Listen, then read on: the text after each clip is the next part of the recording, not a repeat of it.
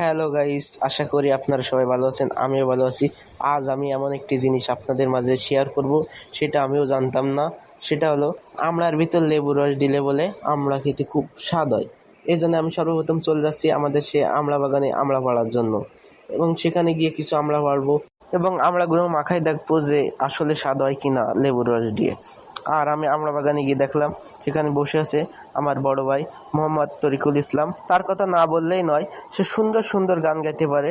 তার গান যদি আপনারা শুনতে চান, অবশ্যই আমার এই ভিডিওর নিচে কমেন্ট করে যাবেন। আর আমড়া বাগানে গিয়ে দেখলাম আমড়া সব ভাঙ্গে বস্তা ভরা হয়ে গেছে এবং কিছু আমড়া আছে একটা পাত্রে, এবং ওই পাত্রে থেকে আমড়াগুলো আমরা নিয়ে মাখাবো। এজন্য গাছের মতো তাকায় দেখলাম যে কিছু আমড়া গাছে আছে, সেই আমড়াগুলো পারলাম।